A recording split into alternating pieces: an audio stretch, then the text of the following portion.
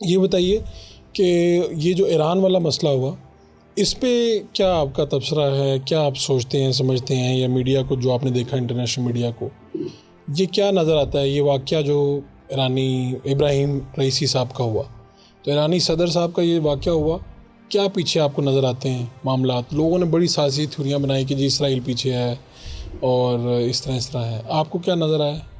देखिए, मुझे तो ऐसे लगता है कि चूँकि खत्ते के हालात ख़ासे पेचीदा हैं और सिचुएशन ख़राब से ख़राब हो रही है, तो इसलिए फिर जब हम ये इस तरह के किसी इंसिडेंट की बात करते हैं तो साजिशी थ्योरी की तरफ ऑटोमेटिकली ध्यान चला जाता है। लेकिन उसमें 2 से 3 चीज़ें बड़ी इंपॉर्टेंट है। एक तो ये है कि वेदर कंडीशंस, दूसरा ये है कि हेलीकॉप्टर की अपनी जो तबी उम्र थी वो क्या थी, खासा पुराना, हाँ खासा पुराना हेलीकॉप्टर था। इस तरह के हादसे पूरी दुनिया में होते हैं। हमारे इंडिया में जनरल बिपिन रावत का इसी तरह इंसिडेंट हुआ कि वो उन्होंने फ़्लाई किया एक जगह से और वो जाने से पहले हेलीकॉप्टर क्रैश हो गया। कोयटा, ये बलूचिस्तान में जो कोयटा के कोर कमांडर थे जनरल सरफराज, उनका हेलीकॉप्टर नॉर्मली क्रैश हो गया। जब ये इंसिडेंट होता है और उसमें कोई बड़ी शख्सियत इन्वॉल्व होती है तो फिर साजिशी कहानियाँ इधर उधर से निकल के आती हैं। तो अभी तक ईरान की गवर्नमेंट ने बड़ा सेंसिबली बिहेव किया और उनके मीडिया ने, उनके ऑफिशल्स ने ऐसी कोई गर्मा गर्मी नहीं दिखाई या ऐसी कोई साजिशी कहानियों को हवा नहीं दी जो दीगर मुल्कों के मीडिया दिखा रहे हैं। बिल्कुल। तो वहाँ से ईरान के मीडिया को या ईरान के ऑफिशल्स को देखें तो पता चलता है कि शायद वो इसे एज ए इंसिडेंट डील कर रहे हैं। बिल्कुल। तो इसमें ये जो हमारे पास भी आए थे इब्राहिम रईसी, मेरे ख्याल आखिरी दौरा शायद इस तरह से हमारा ही किया उन्होंने हमारे मुल्क के, तो वहाँ पे तो दोबारा वो नायब सदर संभाल लेता है, फिर आगे इंतखाबात होने हैं, सारा सिलसिला चलना है।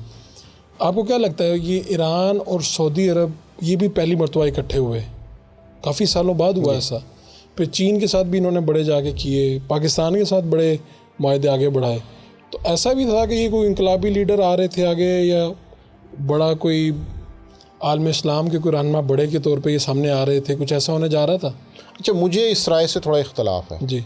वो इसलिए कि ईरान को अगर हम स्टडी करें तो वहाँ पे इंस्टीट्यूशन फैसला करता है, वहाँ पे पर्सनैलिटीज़ इंपॉर्टेंट नहीं है, ठीक, सिवाय जो आयतुल्लाह हैं पर्सनैलिटी, ठीक है। हमने देखा कि अहमदी नयाद बहुत मकबूल लीडर थे, लेकिन वो आजकल रिटायर्ड हैं, एंजॉय करते हैं अपनी लाइफ, पढ़ाते हैं, पैसे कमाते हैं, घर चले जाते हैं। तो ईरान की जो चीज़ें हैं उनको हम स्टडी करें तो वहाँ पे पर्सनैलिटीज़ इंपॉर्टेंट नहीं है। इसलिए हम ये कहें कि जी इब्राहिम रईसी साहब कोई बज़ाते ख़ुद इनिशिएटिव लेके तो ये सारा कुछ कर रहे थे, मुझे ऐसा नहीं लगता।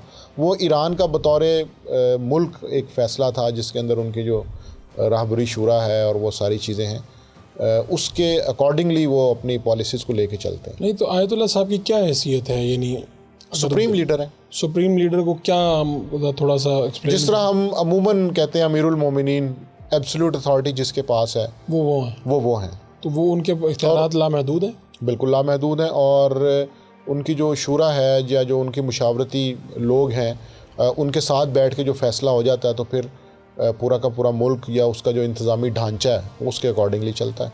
तो ये जो हमारे यहाँ टर्म आई थी नवाज शरीफ साहब के लिए अमीरुल मोमिनीन वाली, ये इसी को मद्देनज़र रख के आई थी कि ये वो बनना चाहते थे?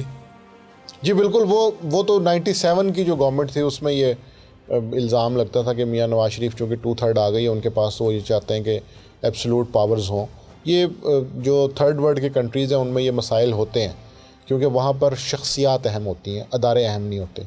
असूलन तो इदारों को अहम होना चाहिए, लोग आते हैं चले जाते हैं, पॉलिसीज़ को लॉन्ग टर्म होना चाहिए। लेकिन जिन मुल्कों में ये मसाइल होते हैं वहाँ पर फिर शख्सियात की तरफ देखा जाता है। तो इस वक्त तो पूरी दुनिया में इलेक्शन चल रहे हैं, अमेरिका में होने जा रहे हैं इस वक्त, जब हम बात करें इंडिया में और यूके में, कनाडा में, तो हर जगह पे ज़्यादा वो लोग आ रहे हैं सामने जो मज़हब के ज़रा थोड़े मजहबी नज़रिया, जो वो लोग, ये ट्रेंड ये चल रहा है कि पॉपुलर लीडर जो है, पॉपुलर लीडर जो ट्रंप के बारे में कहा जा रहा है, जो आवाम की नफ्सियात को जानता है, उनके जज्बात से खेलना जानता है, बावाज़ बुलंद तकरीर करता है, जोश खरोश है, वलवला है, वो ज़्यादा उसको इम्पोर्टेंस, लोग उसको पसंद कर रहे हैं। पूरी दुनिया में यही वेव चली हुई है, एक ट्रेंड चल रहा है।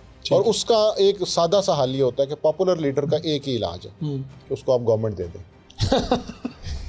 यानी आप पाकिस्तान में भी ये रिक्वेस्ट कर रहे हैं कि पॉपुलर लीडर को हुकूमत दे दें। उसका फ़ायदा ये होता है कि उनको एक्सपोज हो जाता है, पॉपुलर लीडर हमेशा ऑपोजिशन में अच्छा लगता है। अच्छा लगता है। हुकूमत में आके धुआंधार तकरीर हो रही है, जलसे हैं, आवाम है, फ़ैन फॉलोइंग है, प्रोटोकॉल्स हैं, लोग कह रहे हैं कि ये है वो कायदे इनकलाब जिसने सब कुछ बदल देना है। उसका बट जब वो गवर्नमेंट में आ जाते हैं तो फिर वो सारा का सारा मामला डिफरेंट हो जाता है।